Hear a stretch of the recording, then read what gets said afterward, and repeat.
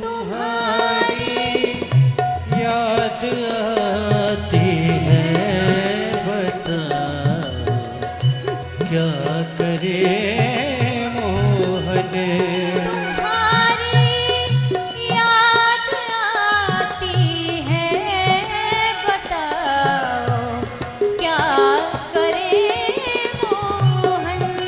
तुम्हारी याद आती है, बताओ क्या करे मोहन। प्रेम से ताली बजाते हुए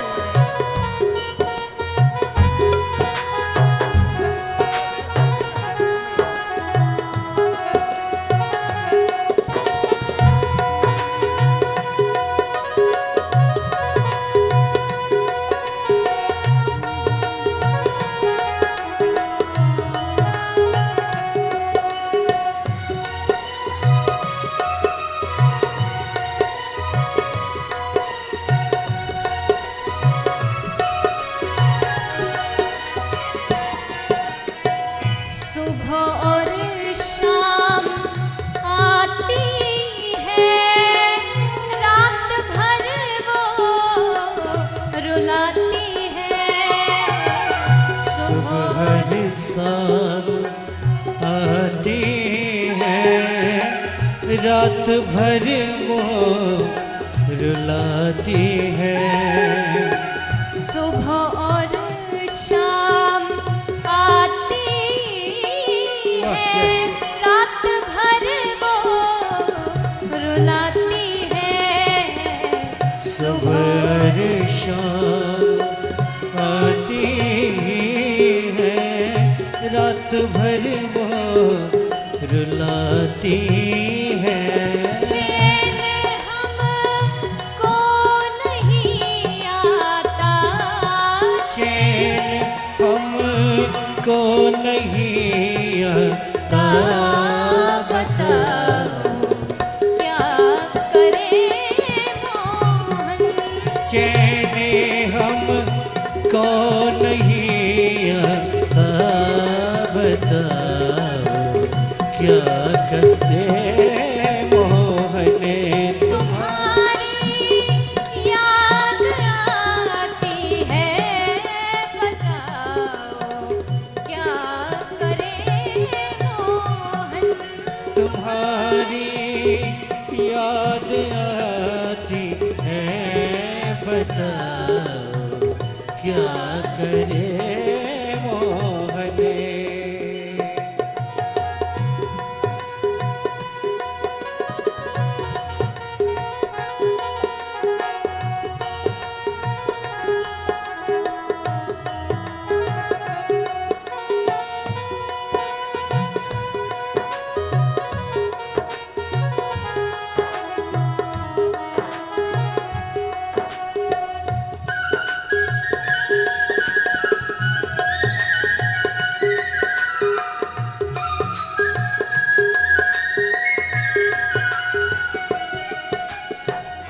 चलूं जब वो न चलने दे, रुकूं जब वो न रुकने दे।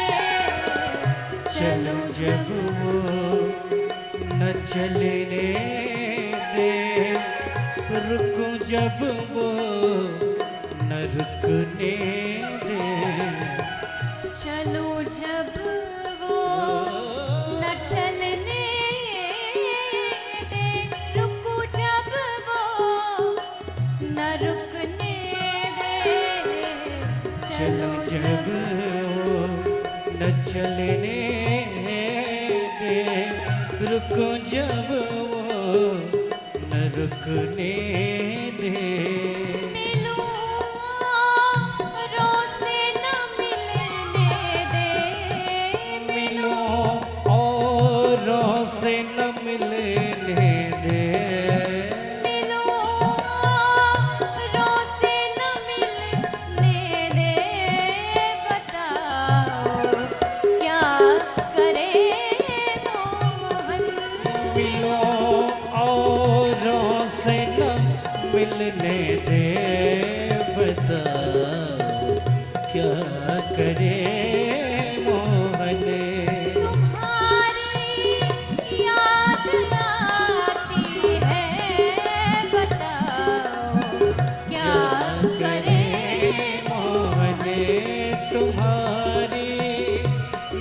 याद आती है, बताओ क्या करे मोहन, बताओ क्या करे मोहन, बताओ क्या करे मोहन। सारे पांडव उस बात को याद करते करते जा रहे हैं, कैसे भगवान ने हमारी रक्षा की। रास्ते में चलते चलते चलते चलते माँ द्रौपदी गिर पड़ी। आगे चलते चलते श्री नकुल, सहदेव, भीम, अर्जुन गिर पड़े और पांचों भगवान के धाम को प्राप्त हुए। अंत में युधिष्ठिर जी सदे हैं अपने शरीर के साथ भगवान के धाम गए, प्रभु को प्राप्त किया। तो इस तरह पांडवों की कथा आई। उसके बाद उधर हस्तिनापुर के राजा हुए श्री परीक्षित जी महाराज, जिनका विवाह उत्तर की बेटी इरावती के साथ हुआ। तो श्री परीक्षित जी ने एक अश्वमेघ यज्ञ किया और उस यज्ञ के घोड़े को लेकर के श्री परीक्षित जी दिग्विजय पर गए। तो श्री परीक्षित जी जा रहे थे, अचानक रास्ते में उन्होंने एक दृश्य देखा कि एक गौ माता खड़ी है जो रो रही है और उन गौ माता के सामने एक बैल खड़ा है जिसके 3 पैर कट चुके हैं, सिर्फ एक पैर पर खड़ा है। तो ये जो गाय है ये है स्वयं मां पृथ्वी और जो बैल है ये है स्वयं धर्म। तो बैल ने, धर्म ने गाय से पूछा, अरे गौ माता आप किस लिए रो रही हो? तो गौ माता कहती है कि हे धर्मराज, मैं इसलिए रो रही हूं कि आज मुझ पृथ्वी को अकेला छोड़ के भगवान श्री कृष्ण गोलोक धाम चले गए, मैं उनके बगैर कैसे रहूंगी? अगर मेरे ऊपर पाप का बोझ बढ़ा तो उसको हटाएगा कौन? इस बात को सोच सोच के मैं रो रही हूं। तो परीक्षित जी जैसे थोड़ा आगे बढ़े तो देखा उसी गाय को एक शूद्र राजा का वेश बना के मारता हुआ ले जा रहा।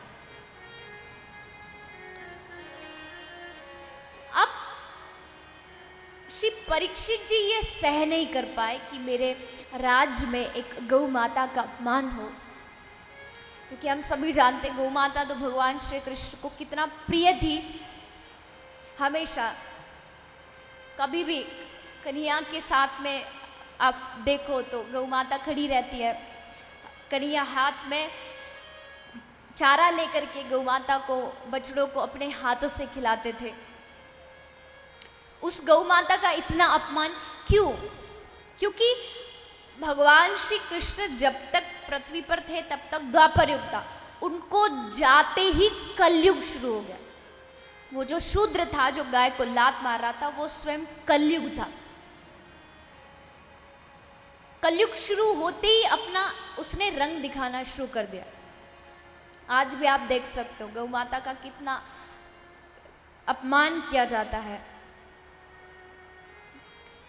कहते हैं कि भगवान के सामने 56 भोग रखो। हाँ, एक प्रभु की भक्ति खैर वो तो अलग चीज है, उसके बारे में कोई तुलना नहीं कर सकता, लेकिन फिर भी कहते हैं कि आप भगवान के सामने 56 भोग रखो और उनकी गौ माता भूखी मरे तो भगवान कैसे खुश रह सकते? भगवान को जो चीज प्यारी थी कम से कम उनको तो गीता हुई, गोपी हुई, गाय हुई, बंसी हुई, ये भगवान को प्रिय वस्तु थी। इनका हम लोगों की कर्तव्य है कि हम उसकी रक्षा करें।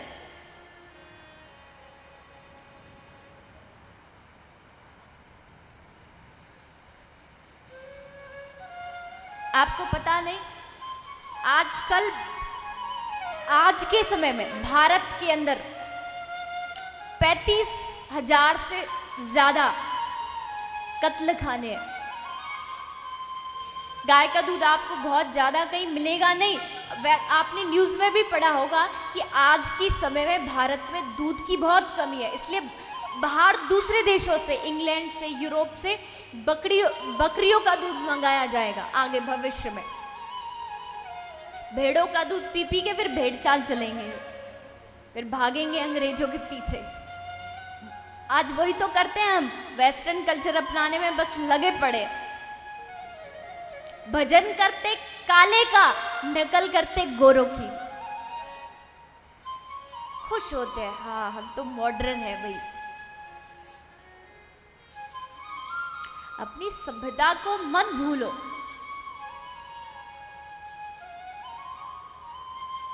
बार बार, हाँ एक जमाने के साथ व्यक्ति को चलना पड़ता है, ठीक बात है, चलिए उसमें कोई मनाही नहीं है। अच्छे कपड़े पहनने में थोड़ी कोई मना करता है। आपको चलो जीन्स पहनना पहनो, आपको साड़ी पहननी है पहनो, लेकिन कभी आपको धोती पहनने का मौका मिले तो उसको पहनने में शर्माओ मत। चंदन लगाने को कहा जाए उसको करने में शर्माओ मत। गले में माला पहनने में शर्म आती, बताओ?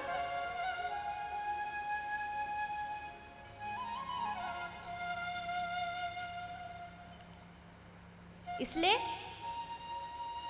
लगे पड़े हैं बस भेड़ चाल में।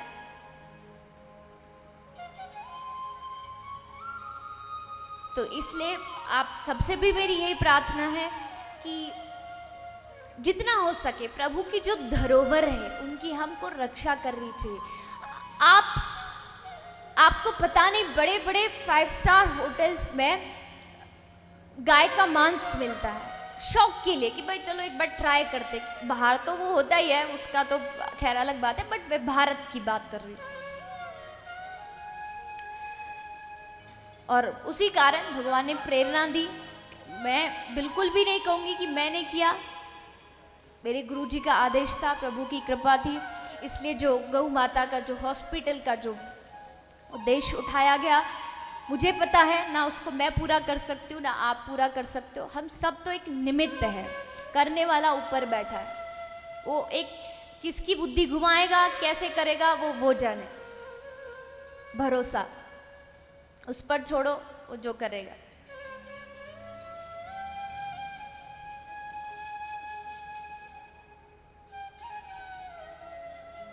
तो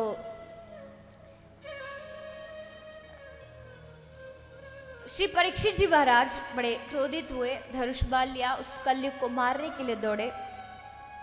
कलयुग घबराया, आके चरणों पे गिर पड़ा, महाराज क्षमा कीजिए। जो धर्म है, धर्म के 4 पैर हैं जिसमें से 3 पैर धर्म के कट चुके हैं। कलयुग